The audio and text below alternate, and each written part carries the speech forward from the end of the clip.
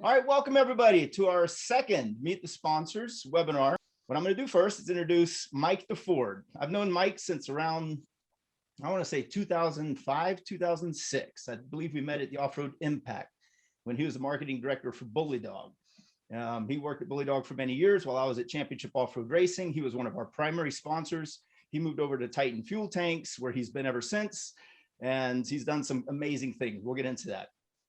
Another guy, Todd Robinson, who's been with Vision Wheel. He pretty much put Vision Wheel on the map when it comes to motorsports. Vision Wheel has been out there a long time, but in motorsports, Vision Wheel was not really known until Todd got involved. I'll let him tell his story. And then there's a pro racer who both Titan and Vision sponsor, Cam Reimers. Cam is on also, and he's going to tell us about how he secured both Titan and Vision and what did he do to get those sponsorships and even more sponsorships. Cam is also sponsored by Mystic and a few others. I'll let him get into that. So first, welcome. Mike, how are you? I'm good, thank you. Right on. Todd, what's up? Hey, Cam. Enjoying it. How are you guys doing? Doing all right. All right. So the purpose of these webinars, for the most part, is the attendees, the guys that are watching, are either in racing, they're racers, they're part of a race team, and they want to meet the sponsors. They want to know, what do they have to do to get a sponsorship? So ultimately what we want to do is we want to educate the viewers. If someone wants to approach your brand, what are the do's and don'ts? And what are the pet peeves that you might have of having been approached by brands or by teams in the past that want to be sponsored by your brand? So since I've known Mike the longest, let's get started with Mike. Mike and I can talk forever about this. Mike, when you're looking to sponsor a new racer or race team, or even a property, perhaps a sanctioning body, a series, a promoter, if they want to reach out to you, what absolutely do you hate when they do it, and what do you love? How do they get your attention? Never start with an email. Never. I don't care who you are. Everyone thinks the email is the easy way in now because it's electronic. It takes away some of the awkwardness. If I get just a generic email, I do this, I want to be sponsored, whether it's cash or product, 99% of the time, I won't even dig into it. Sponsorships are all about relationships, first and foremost. You have to be comfortable with anybody that you're sponsoring, whether it's a professional race team that's multi-million dollars, or you are, local circle track racer racing one track in 12 times a year sort of thing. There's nothing more important than the relationship, because with any sponsor, it's about trust. I mean, we all have contracts. We can all go to court and fight each other in court over money and deliverables and that sort of stuff. But the reality is I'm not going to get in that position. I have to feel comfortable with somebody. And so that's number one, is always make a phone call, no matter how awkward it is, no matter how much you hate talking on the phone. And Alex will tell anybody on here, he and I probably text 50 times a week. And this is probably the first time we've talked in 3 weeks, probably. It's just, relationships are number one. And that's, Cam's a perfect example there. Cam and I started talking, I'm going to say probably 4 years ago, maybe 5 years ago. I don't even remember. And it started very casual, and Cam was racing off-road, and I love off-road, but off-road has not always produced a return on investment for me very well. And so I was hesitant. And then some stuff changed with Cam's program, and he was going circle track racing with the IMCA series. And it was right as with Titan Fuel Tanks, we were starting to do more and more circle track racing, drag racing, that sort of stuff. And so it made sense. But I don't even know, Cam, how many times we talked.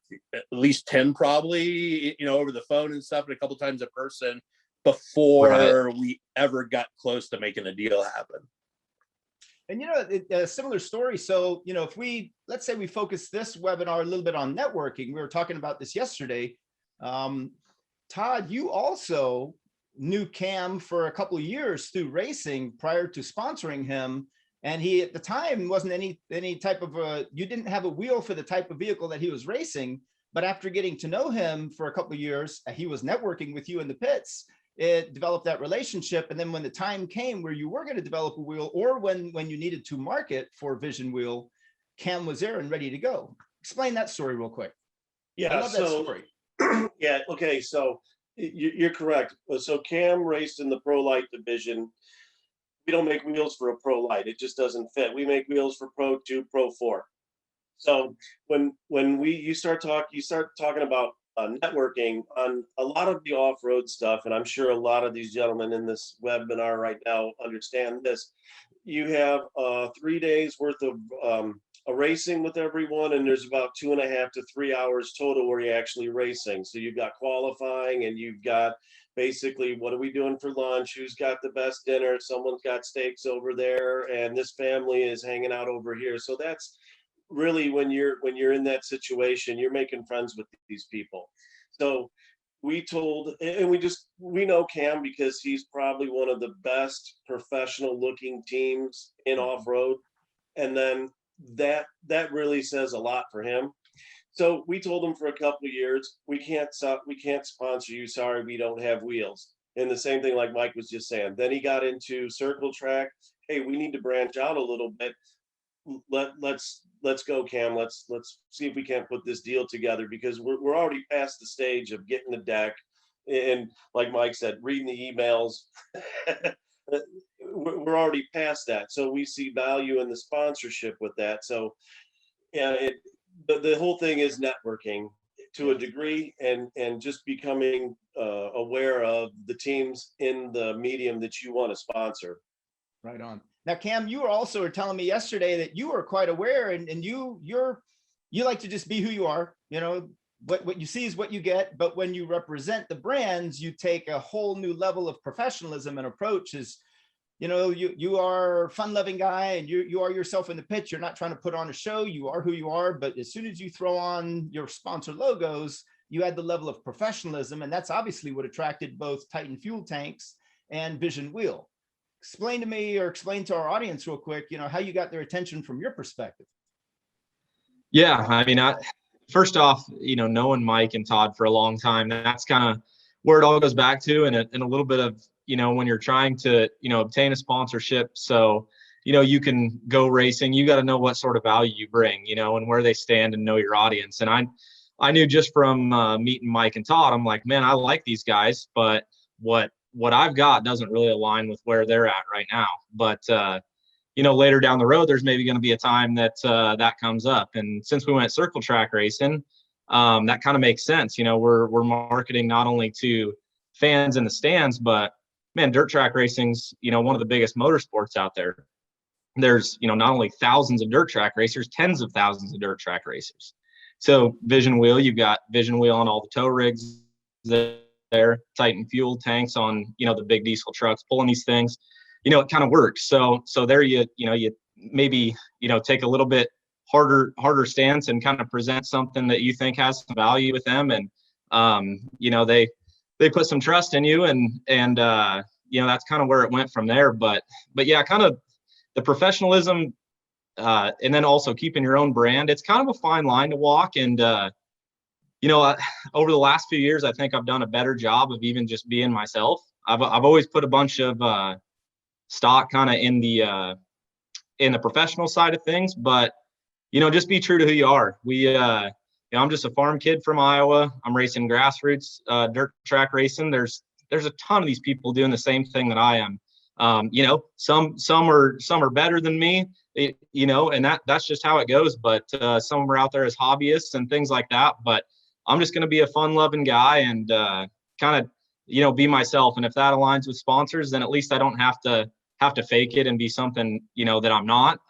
It just kind of works out to be able to go be yourself. And, you know, it's all right to show some emotion at some races too. It's kind of something that, you know, fans and people that you're marketing to, it shows them that you're, you know, you are authentic and you're not faking this whole thing. So I've tried to take more of that authenticity and just be myself the last few years too, and then still put on the professional hat as well while I do it.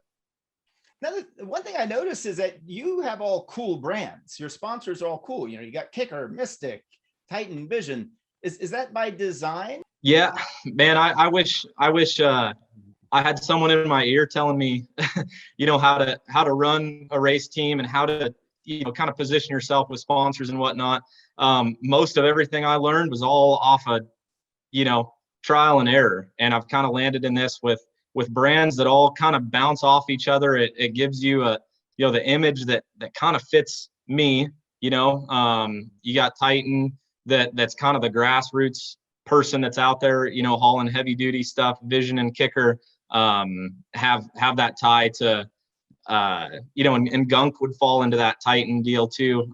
Vision and Kicker have that kind of fashion forward look, and then Mystic obviously crosses into a lot of our agriculture stuff, which is a big part of our demographic. And my family has farmed the same farm for over 100 years now, and it's part of kind of my daily life. So you can speak the language, you can really be yourself. And a lot of these people are just people that I trust, like Mike and Todd. And the year that we had of 2020, just as as the United States with the pandemic and everything, it's a big deal to have people in your corner that you can trust.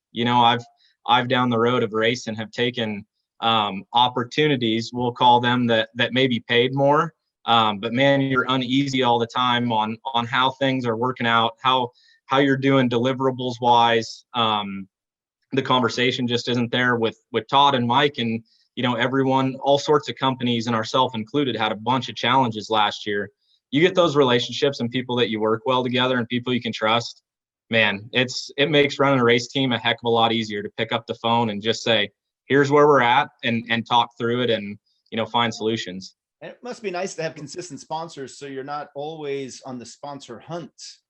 The For sure. annual sponsor hunt really gets tiring after a while, and sometimes you feel all the rejections, because I'm sure for all the decks that are sent out by racers, 99% are returned either with a no or there's no reply at all. So to have consistent long-term sponsors, it really lets you focus on racing and promoting those sponsors as opposed to constantly searching for new dollars.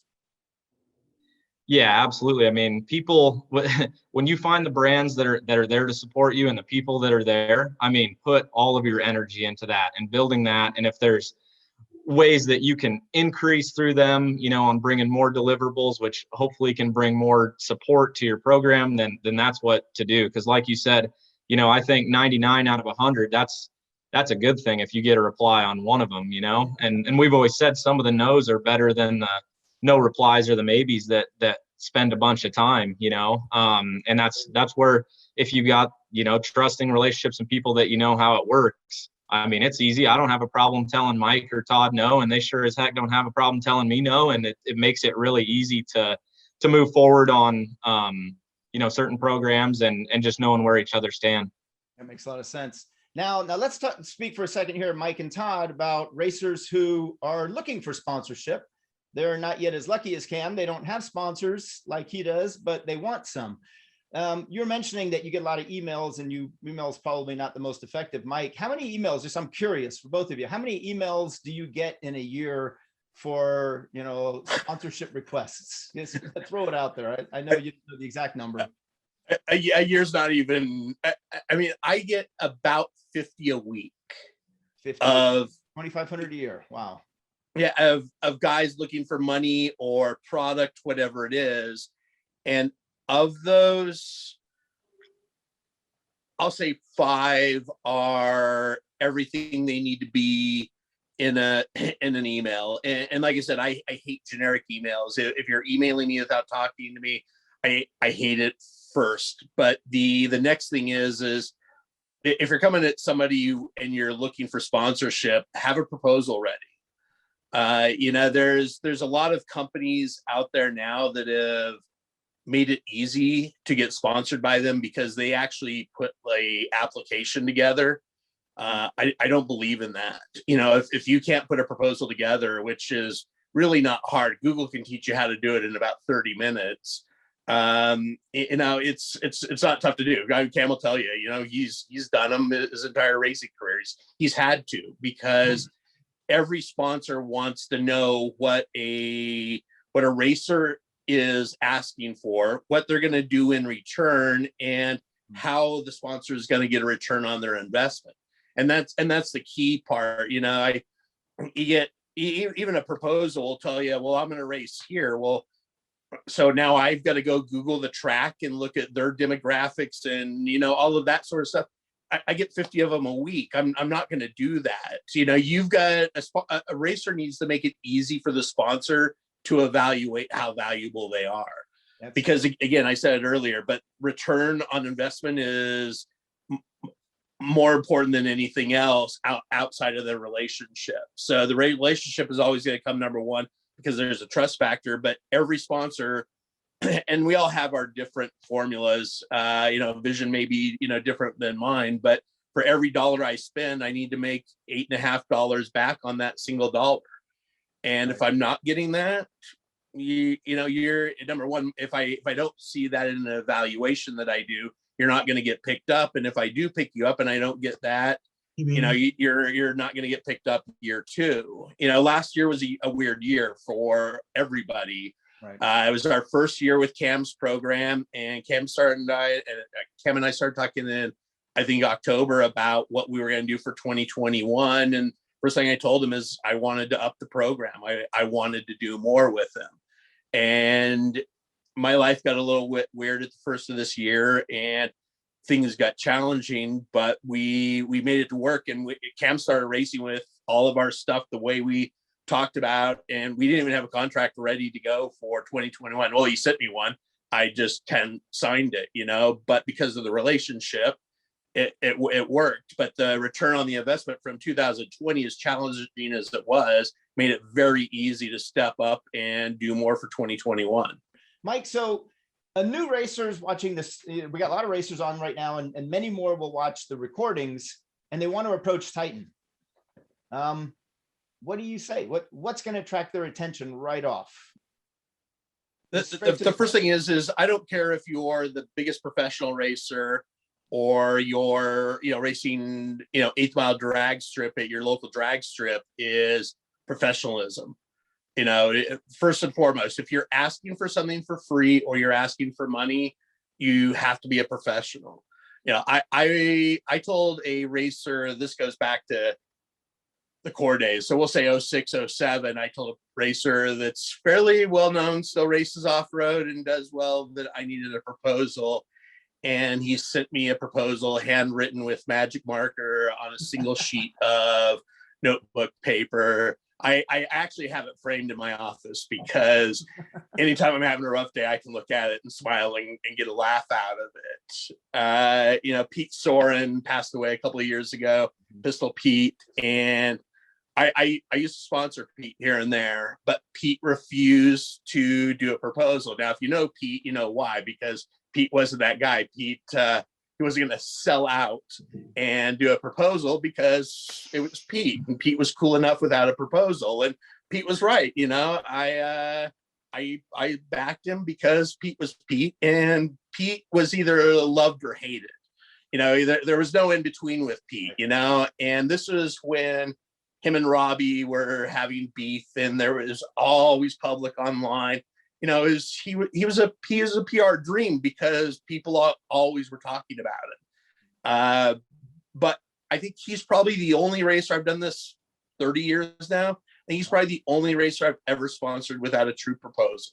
Interesting. And that says a lot, but that's character too. I mean, Pete worked me regularly for years before I ever gave him, any money. Once again, and so it's professionalism, and back to Pete. Pete wasn't professional. Pete tried really hard, and I'm not knocking on Pete. Pete was a badass, but he would admit it before. I'm going to say it. He wasn't the most professional guy, but he at least ran a professional program. And he made you think he was professional, no matter how much he was faking it. And faking it's part of life sometimes, but he always provided a return on the investment. And again, that's what this is all, key to. I did one-off sponsorships with Pete. Pete didn't race regularly, that sort of thing.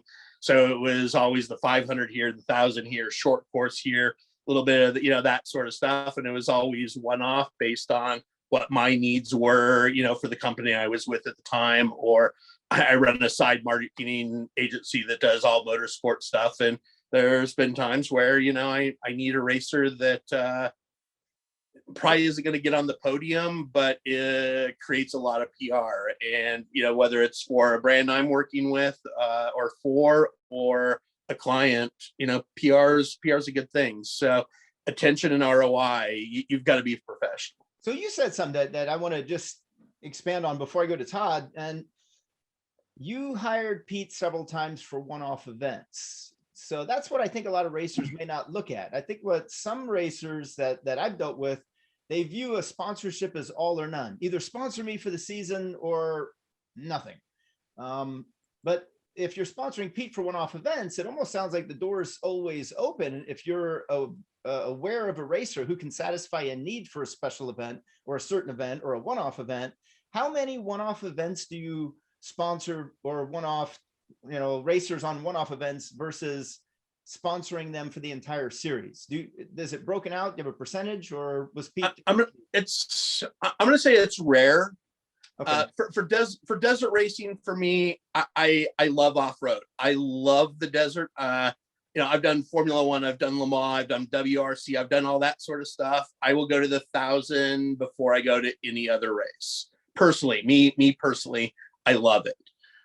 But desert provides zero ROI. I don't care who you are. I do not understand the big companies that pour millions of dollars into desert, because it's just impossible. And I've been with Alex, and I won't drop them all, but I've been with some of the biggest teams out there. And the fact is desert doesn't get exposure. You're on Race Desert if you're lucky.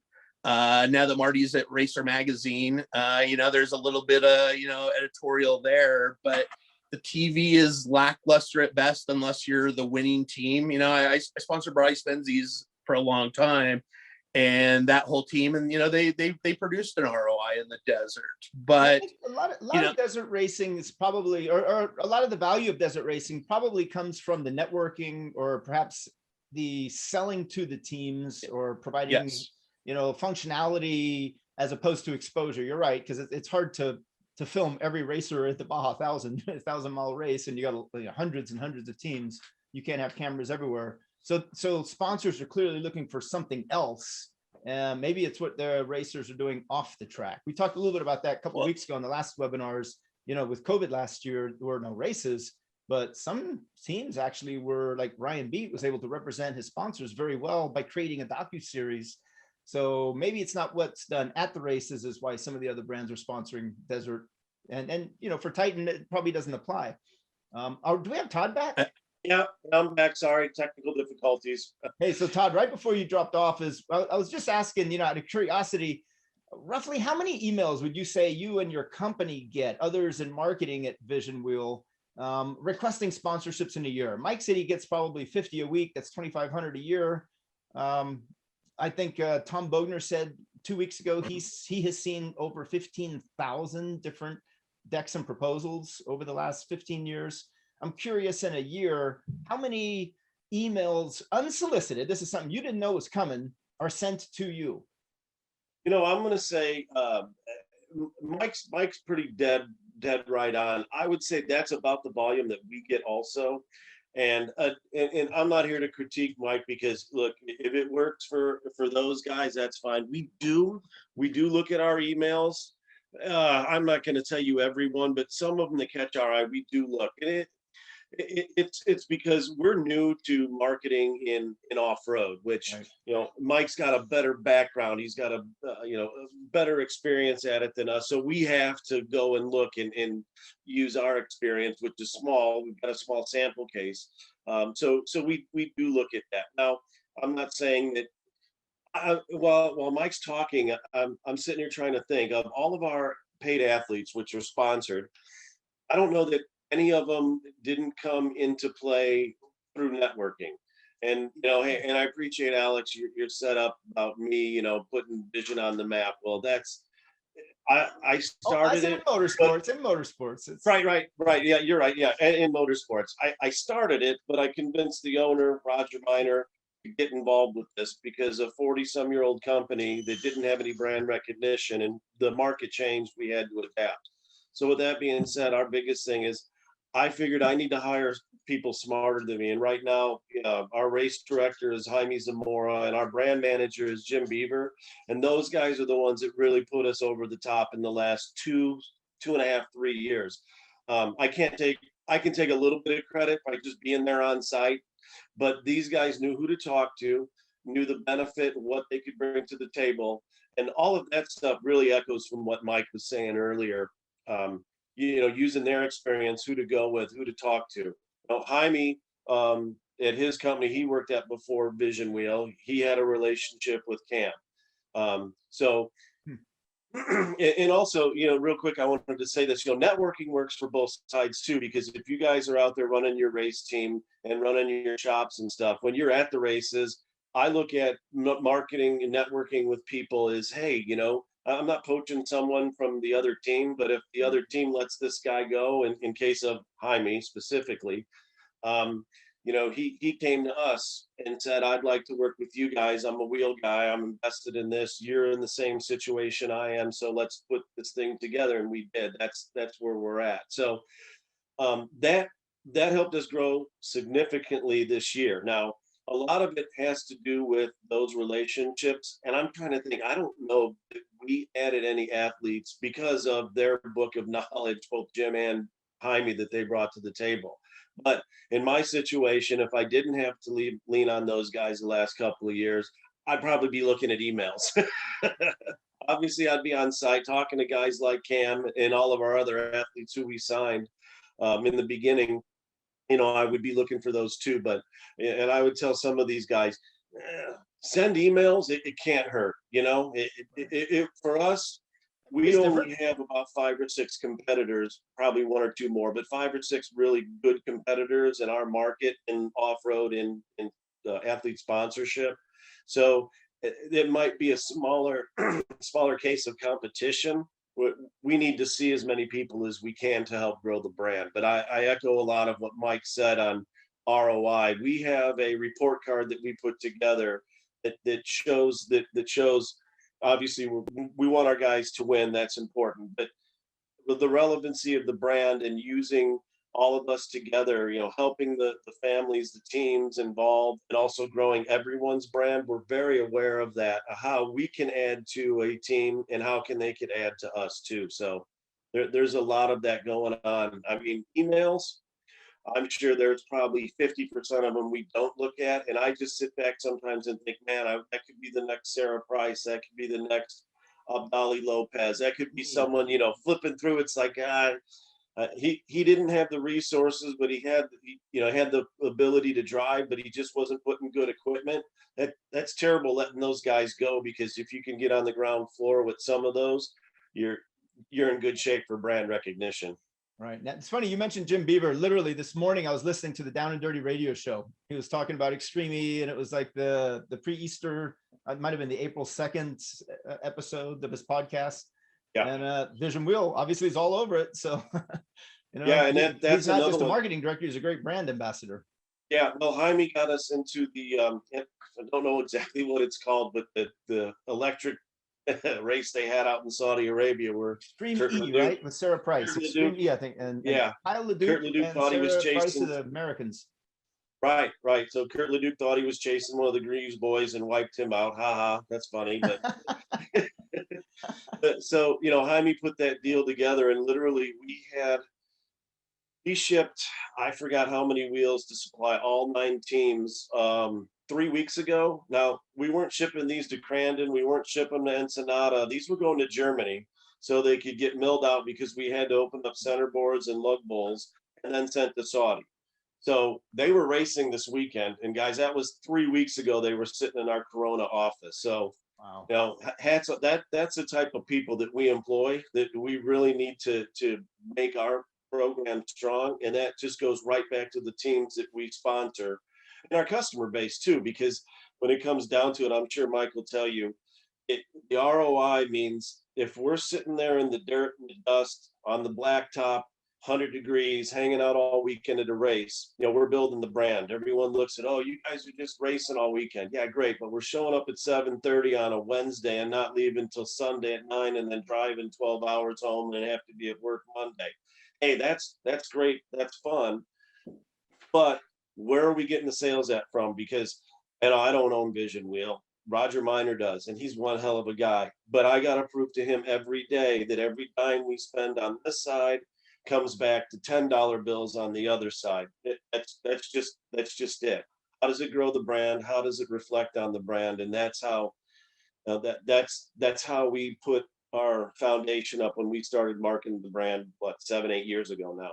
Yeah, that actually makes sense. That's what we were talking about yesterday. You know, I'm seeing the screen and I see that Cole Stryler is on there. That's my son. If Cole, if you are there, turn your screen on real quick. And Mike, so let's go back to Mike for a second. I'll tell a little story here. Mike DeFord, take a look at this young man. He's now 23 years old. Do you remember a little 8-9-year-old boy who asked you for sponsorship back in 2006 or 7? Yeah, he was the first short course racer that I ever sponsored. And you and I had started talking prior to that, and it was at I want to say it was Chula Vista, but I don't remember for sure. Anyways, little kid comes up, hustles me. He says, I know his dad, and he's raced a trophy card. And back then, that was the first season of trophy card, and everyone was paying attention to it because there was many trophy trucks with go-kart engines and little kids racing them. And it was all sponsored by mom and dad. And back then, I always tiptoe into everything. I never jump right in. You know, two years later, I had probably 10 racers that we were a primary sponsor on. But year one, I needed to tiptoe my way into the market. So Cole was number one, and then Casey Curry was number 2. Wow, right on. Heck, you sponsored the Arrowhead Water, I believe, Arrowhead Insurance Bully Dog Trophy Cart. And what's Raced by funny is Cole Stryler, my oldest son. I don't even think I sent a deck. I think I sent a handwritten note too.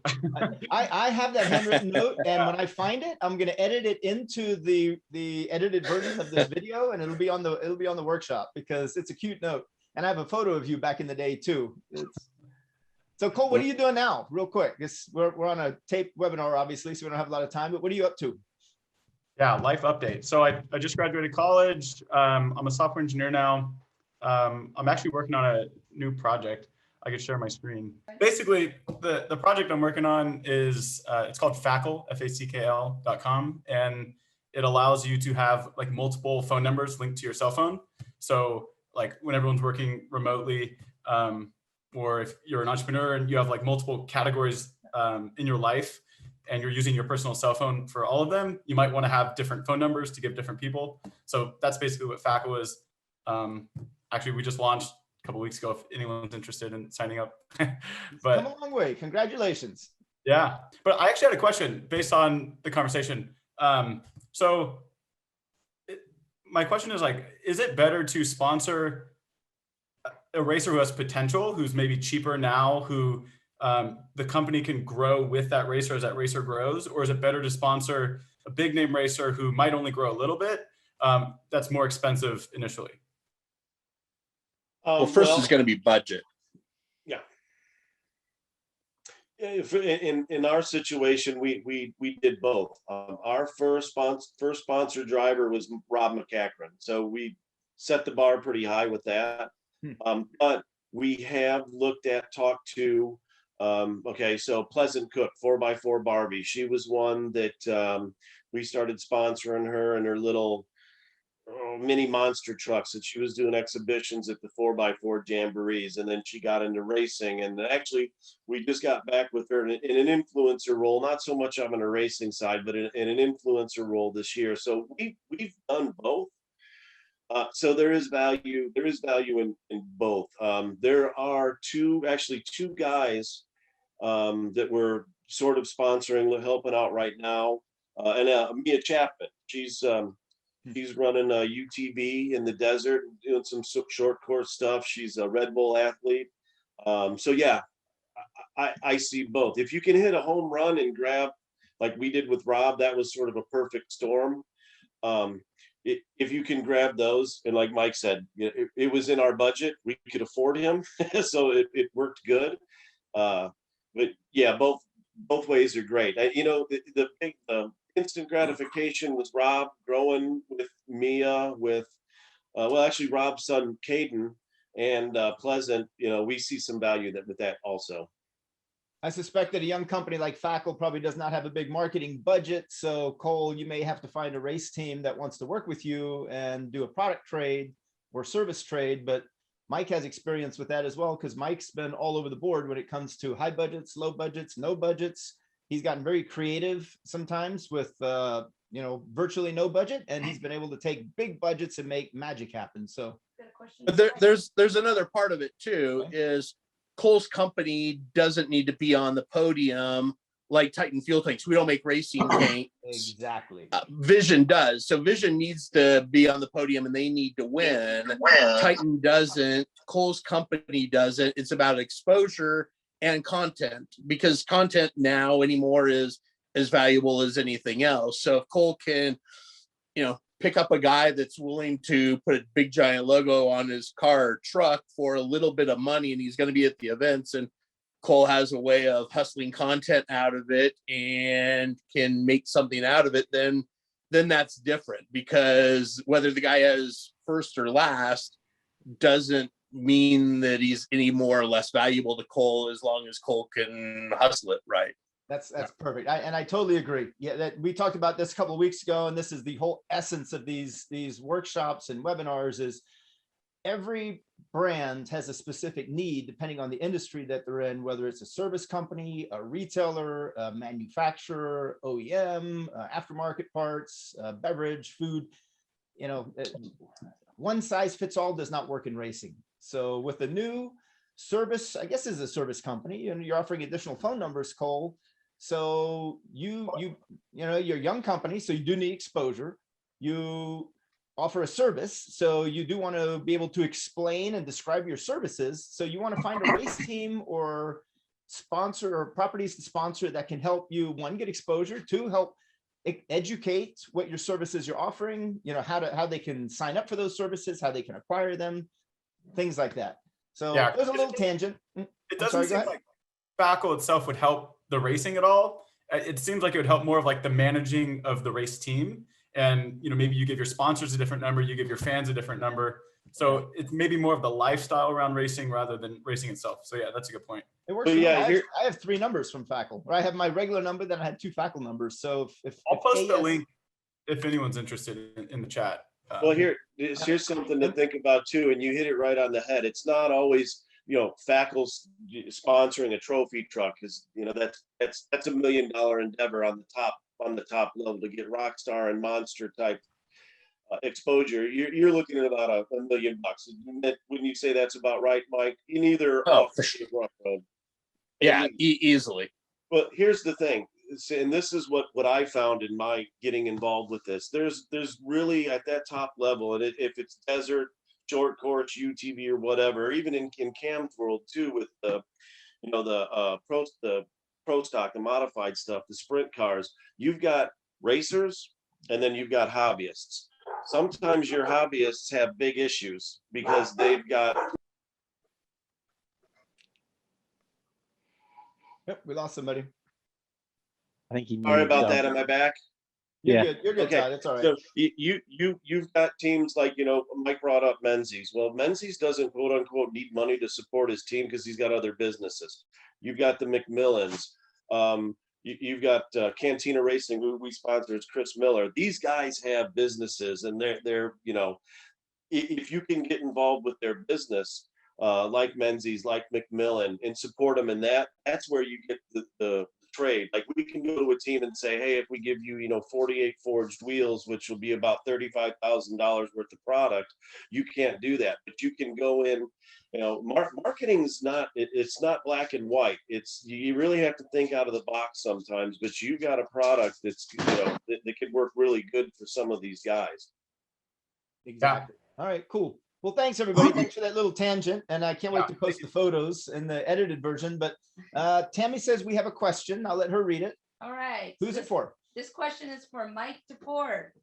Given that you have so many proposals and emails every day from racers asking for product or money, what typically catches your eye on the proposals you look at that entices you to seriously consider a sponsorship?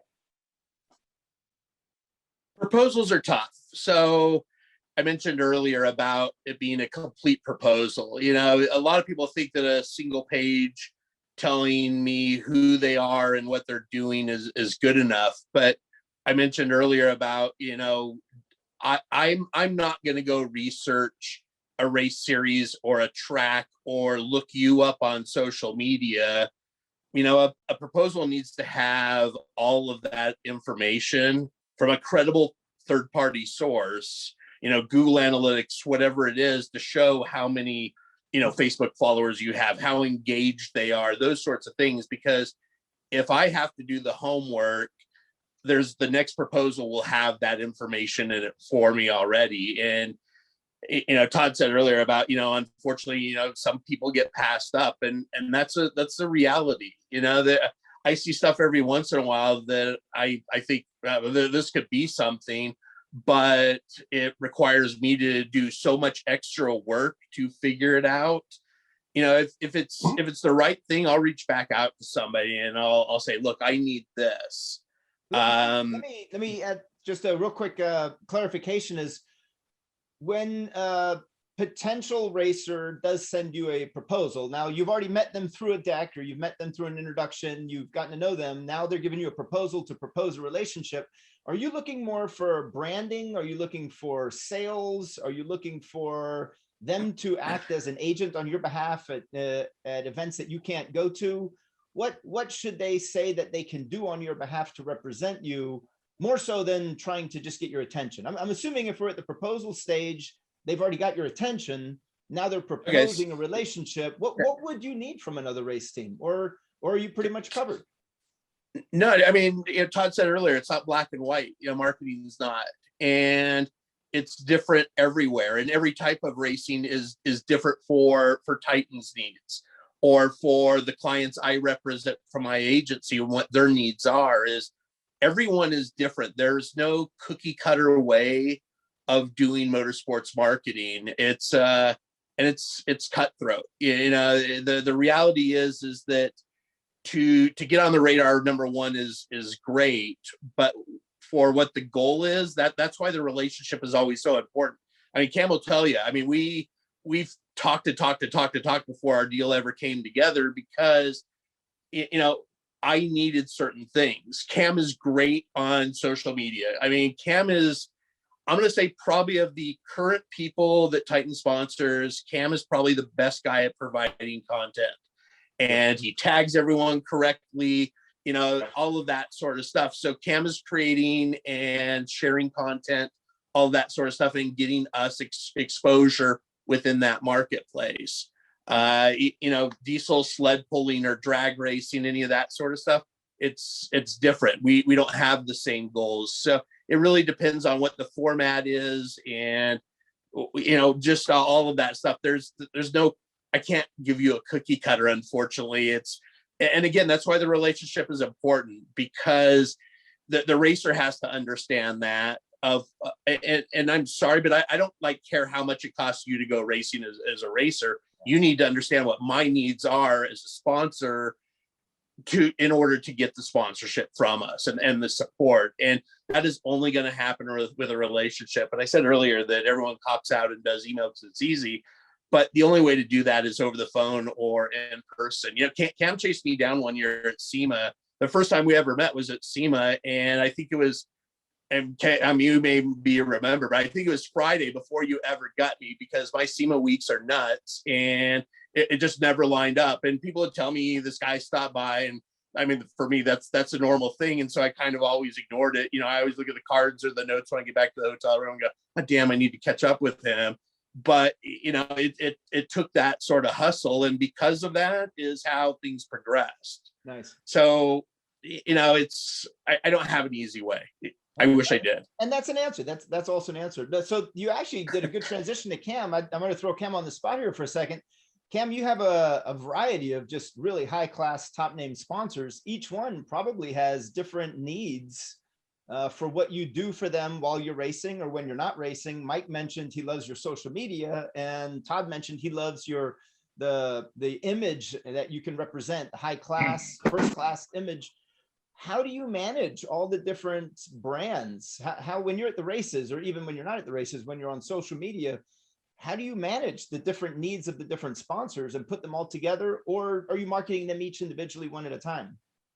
It's interesting. Everyone needs different stuff. And it's funny, Mike says that it was a Friday. I actually remember walking up the stairs outside SEMA to get on the tram before I had to leave. And I thought, man, I got to meet this guy. You know what I mean? I'm not taking a plane out to Idaho to meet him when I can walk right back down these stairs that shoot. It was, we were trying to get to the airport, but it's weird with the racer side of things. And just even, Mike and Todd, I never really was overly salesman-y about it. I don't really like that, that tactic and way to go about it. But you got to be persistent, and you got to be honest with yourself on what you can provide. And some of my persistency will lay on that. And that's kind of where, when we started doing the dirt track racing, was I probably became more persistent with Todd and Mike, because I was like, man, this makes sense. And like Mike said, get him all the demographic numbers, get him all that stuff, kind of really looking at, what does your sport do well? And then where are they, where's kind of some opportunity that you can come in and do some extra stuff. And for us with dirt track racing, it's, a ton of events, not the biggest crowds at every single one. You're talking typically anywhere from 1,000 to 2,000 for our races, but we do it 60 to 80 times a year. And no driver goes and interacts with the fans. I'm talking zero. And we go and do that. And man, it goes a long way with all the brands. And that's like Gunk. Gunk is big on us being over on the fan side and handing out Gunk wipes and showing off new products and doing things like that. Mike's needs are to get the word out with all the racers. Our events have 150 to 200 racers at them at every one. Just a normal weekly event around the Midwest. We hit a lot of different states, but we're concentrated in the Midwest. So it's try to get these, Titan fuel tanks and these tow rigs that are coming around. Same with Vision Wheel. Everyone has different stuff, and it's all unique. Mystic, it's more about the ag side of it than it even is the racing side. They like the tie to the racer, but more of that look at this farmer races as opposed to this racer farms, and that's where I've spent so much energy trying to cast a wide net, with all of my racing and all of the, sponsors I try to obtain. Well, you cast a wide net and you end up wasting your time, as opposed to finding the things that you do good, finding where there's value, and just go. Titan fuel tanks, Vision Wheel, and really I'll spend a half a day on particular decks or proposals that make sense to them. And, because I feel like it's going to have a legitimate conversation and can go somewhere. So everyone's different. What I hear you saying is that you're customizing your program, and even perhaps a proposal before you get the program. For Mike, you're selling to people with pickup trucks who might need auxiliary fuel tanks. With Gunk, you're selling to the spectators, or you're marketing to the spectators there because they want sampling. With Vision Wheel, people who have pickup trucks perhaps, or want wheels, whether it's on a race car or whether it's on the vehicle that they use to tow the race car to the track. So different levels of customers for each brand, and you're very aware of that. And it seems like you're servicing each of those brands, each of your sponsors, at the level that they need, not necessarily at the level that you want, by saying, look, I'm here, I'm going to give you exposure. You're very conscious of what the business needs are of your sponsors. I think what's happening today in the media has changed, where everybody with a cell phone is now a marketer or a potential content creator, and everybody with a social media connection is a potential producer and content distributor. So anybody with a phone or anybody with high technology is creating media. And so a good race team or a good brand ambassador is constantly creating media all the time and creating content that brands can use to elevate their brand or serve whatever the purpose is of that sponsorship. The key with media, this is Alex talking, is that you got to find those trigger points that causes your followers or your friends or fans or people who you're connected to, like-minded people in your groups and communities on social. You need to find those triggers that cause them to share. A shared connection is worth 35 times more than a like, according to the Facebook book. And it's not that you have a message or you have a medium to speak a message, but it's how many of your followers are sharing that and distributing it, causing it to potentially go viral. And Alex, Content is king. I got period. a quick content question, is Mike. king. Yeah, like with Ken Block, Ken Block created the Gymkhana videos. Boom, they have hundreds of millions of views. And he's just a racer who, prior to that, he was president of the DC Shoe, but nobody even come knew on. he really raced. So we're gonna go to some more questions. Todd's laughing there. Let's If there's any other questions you want to shout out, there was Okay. only like one more in the chat. I have something I can add to this. Hey guys, Trevor Larkin, NHRA, top alcohol dragster. Trevor. Hey, Trevor. Hi, how are you? Just to go off of what stuff like Cam was talking on and stuff. This is 2021. The ways of marketing from 10 years ago aren't going to work these days. Right. It's different, it's evolved. Everyone has their cell phone in their hand 16 hours of the day. What I've come up with and playing with is to get a call to action, get a good ROI, return on investment of stuff is your driver handout cards and this little QR code, which is a pixelized car box that your smartphone, every smartphone can read a QR code.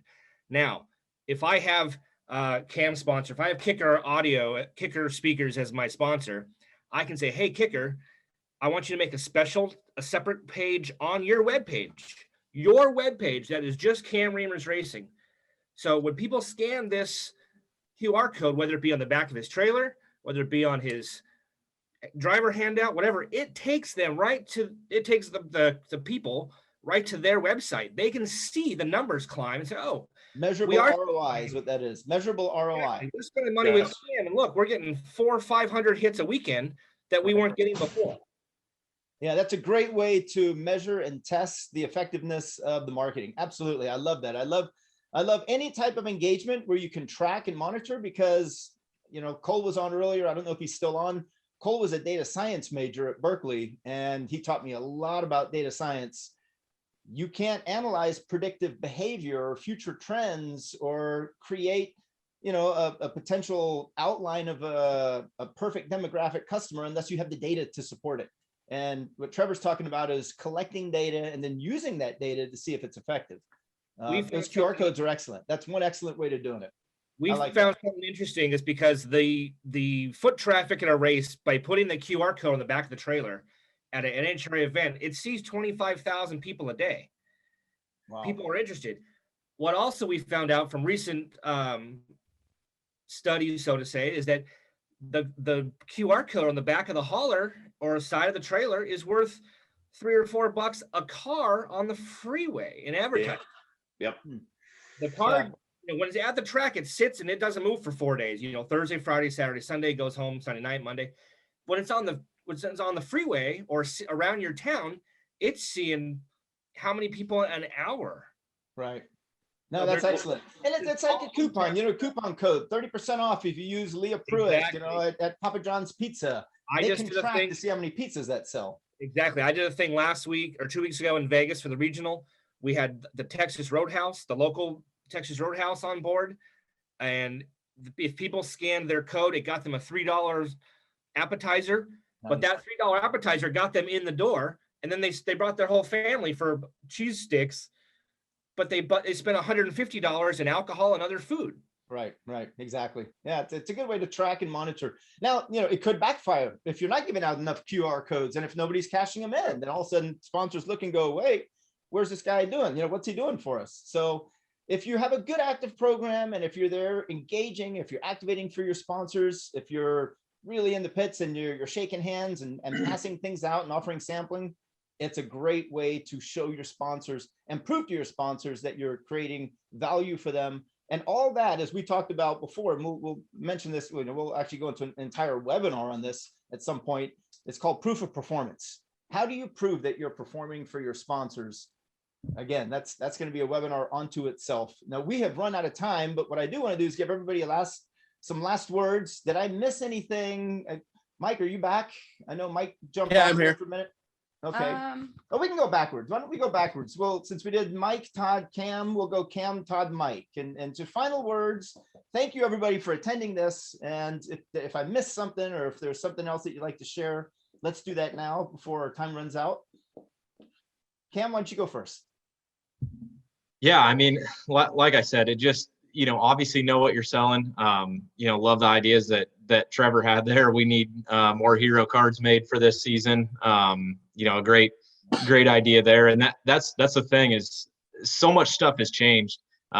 Being sponsored looks easy anymore, but there is a ton of legwork that goes into it. It's not give these guys a text and say, hey, here's where to send the check. You've got so much extra work to do. Your job is to go out and sell product and build brand awareness for these programs. And, in return, you get to go live your dream and go race cars. But there's real work that's required on it. And, as far as, like I said, on trial and error, probably some of the biggest things is it's not okay to not cast such a wide net, and really hone in on what you're good at, what your sport is good at, and what brands, I'm not saying could relate to it, exactly relate to it. Those are the ones that you need to spend a lot of energy on, and build those relationships and see where it goes. Right on. Thank you. Thanks, Cam.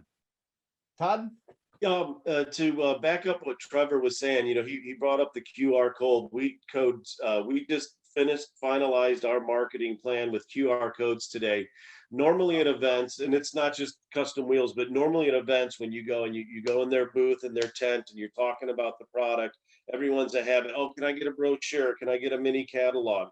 We're not going to do that this year. We're going to have a QR code in all of our booths, so where you can go download that, and it has our app tree. It not only has our catalog, which, well, think about this. I give you a mini catalog and you walk away from it. If I come out with a new size, new style, new finish in 3 weeks, you don't have that information.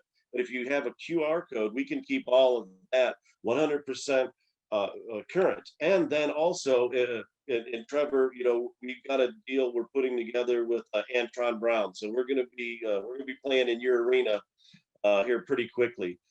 So he's an influencer this year, but we're looking to put more of a program together with him with his new deal next year. I'm sure you know about it, but we'll let Antron announce that. But so having these QR codes, that's what we're going to use as getting our information. It's website. We'll also have a area for, like, Cam will be able to use this at his events, so they can pull up through our website, our QR code, our app tree, his demographics, where he's from, sort of like a digital hero card. So he can update that too. These guys could be looking in Boone, Iowa on April 9th and see that April 1st he won in Lincoln, Nebraska. Keep everything completely up to date. And then that's because Cam will supply us with that information, guarantee you. He'll keep us updated. We'll know where he's going and what he did. And what he had for lunch, and we'll post that because people are interested in all that stuff. So that QR code, that's perfect. That's that really is using technology to grow the brand within the market that you're whether it's off-road marketing or NHRA or NASCAR. Plus, I don't have to worry about shipping out boxes of catalogs, and I know Mike's sitting there going, yeah, I've done that for years, to make sure they go to, I've got 800 to get to Nashville this weekend and then Vegas and whatever. I don't have to do that anymore. We download the QR code, make sure it's updated, and make sure as our athletes give us information, we're keyboard warriors. We're keeping all that updated. And Awesome. And the most important thing, when we're sitting in our conference rooms, on our Zoom calls, talking with our executive groups and our other people in sales and marketing and everything, we can show them data. Every bit of this right now is data driven. We need to know how many people are buying wheels and why at every event, and how do we get their attention. So that is huge. Excellent. Thank you, Todd. Mike, Final words. Thanks, everybody, for staying It- on late. I know we're going into overtime. I apologize for that. Advice is under promise and over deliver, which is life in general, but don't over promise anything because no matter what, you're going to get called out on it. So sell yourself short and deliver way more than you ever intended to. Right on, right on. I love that. Well, thank you, everybody. This was a little bit longer than I had hoped, but you know what? I think the content was outstanding. And if anybody has any more questions, put them in the chat room and I'll stay on for just a little bit. Anybody who wants to stay on can. We'll turn off the recording now, so it won't be part of the workshop, but thank you. I appreciate it. I'll reach out with everybody or reach out to everybody individually after this. And once again, gosh, what can I say? All-star cast tonight. Thank you. Thanks, Al. Thanks, Alex. Thanks, everybody. Bye. I'll Okay, switch so over to this one.